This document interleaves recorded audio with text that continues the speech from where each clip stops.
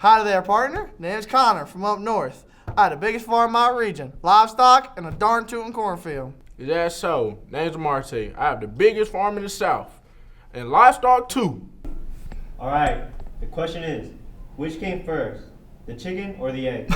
The chicken came first, of course. It was the egg. You got any proof for it? Actually, I do.